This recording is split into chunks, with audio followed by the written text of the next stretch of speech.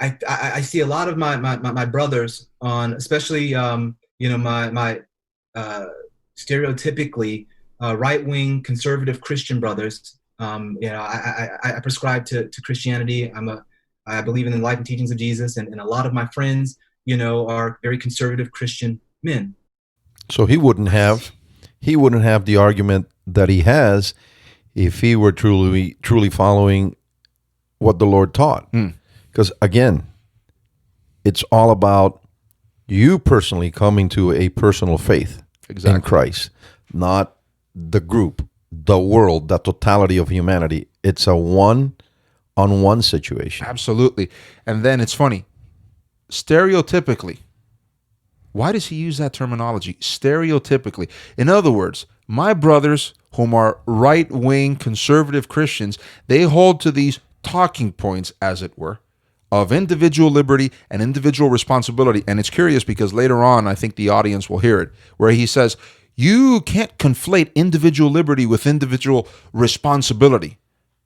Some would say, wait a minute, but I thought those things went hand in hand. Not the way he defines it. He defines individual responsibility as responsibility to the collective. Yes. That's the way that he defines it. Not my responsibility, as it were, to be a person whom respects your liberty. No, the way that he defines it is as, in my mind, I have to give up my freedoms so as to be what is it that they call it altruistically? My brother's keeper. That's right. But my brother's keeper basically means he doesn't have to fulfill his godly mandate to be responsible for himself, to be responsible as the responsible head of his household, and to also win the daily bread, because the Apostle Paul himself wrote it to the Thessalonians.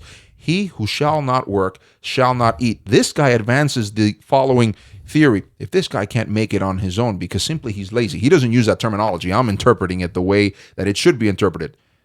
Due to his laziness, you should give up some of your freedom so that he can have some of what you have. And it matters not that you have provided a place for higher education, that it's available to all. He doesn't give you a reason why this particular individual doesn't seek for that, doesn't strive for that, doesn't use that. He just somehow never got a hold of it. He doesn't want it. He doesn't desire it.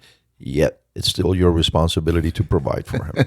So what happens then to individual responsibility? So basically, God is an unjust God, according to him, because he's not going to judge, let's say, the black person because he speaks for Black America. I heard the entirety of the podcast. He speaks for Black America. He says he wants to represent Black America, the inner city, and so on, because he said he participated in that when he was younger. He was stopped illegitimately by police, et cetera, et cetera. Okay, so what I understand him saying is as follows. God is going to judge every person differently. Yet when I read the text, he says he's a Christian. Hopefully he's read the same text that we're reading. God doesn't offer partiality. The thing is, he's reading into the text. And what is he reading into the text? Che Guevara. Exactly. And I use Che Guevara because Che Guevara was no fool. Remember, this guy was a doctor. Yet in his heart, he was cruel as Satan. Exactly.